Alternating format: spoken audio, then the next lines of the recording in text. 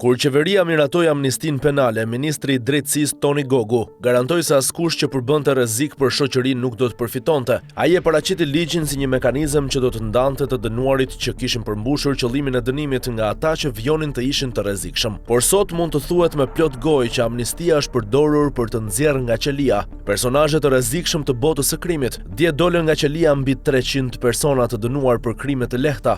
Mirë po emri i personazhit kyç që u lirua u mbajti fshehtë. Sipas burimeve nga burgu i Reçit, është liruar Sokol Sanxhaktari, i dënuar për vrasje, një personazh i njohur prej vitesh për përplasjet me drejtësinë dhe i përmendur vazhdimisht në kronikën kriminale të Elbasanit. Sanxhaktari është liruar nga qelia pasi ka përfituar ulje dënimi nga amnistia penale e kësaj qeverie. Ai ishte i dënuar me 15 vite burg për vrasjen e Florian Lamçes, dënim që pas gjykimit të shkurtuar u ul në 10 vite burg. Në prezantimin e ligjit, ministri Toni Gogu deklaronte se nga amnistia nuk do të përfitonin persona të lidhur me krimin e organizuar, korrupsionin, terrorizmin, trafikun, pastrimin e parave apo vepra të tjera me rrezikshmëri të lartë, duke theksuar se ky nuk është ligj për të harruar krimin, është ligj për të dalluar me saktësi juridike dhe me përgjegjësi shoqërore, mes atij që vazhdon të përbëjë rrezik për shoqërinë dhe atij të cilin shteti vlerëson se qëllimi i dënimit është arritur.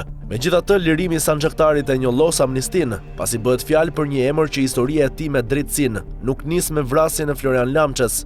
Dosja penale e tij shtrihet prej më shumë se një dekade. Në vitin 2008 u dënua për kundërshtimin e forcave të rendit. Në vitin 2010 mori 3 vite burg për plagosjen e Miklaid Llatjas dhe Erion Kardhoshit.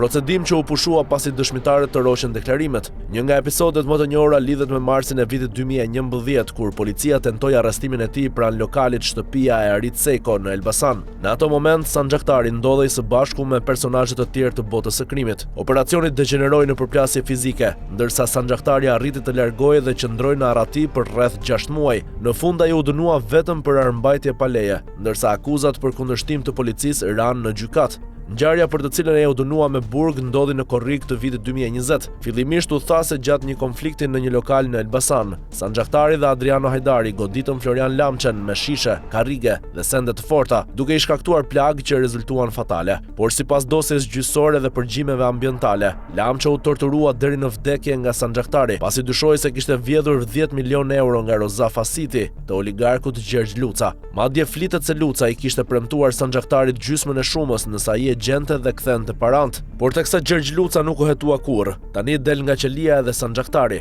Përtej dosjeve penale, Sanxhaktari ka qenë vazhdimisht në qendër të vëmendjes edhe për shkak të lidhjes familjare me ish kryebashkiakun socialist të Elbasanit, Qazim Sajdini, pasi është dhëndri i tij.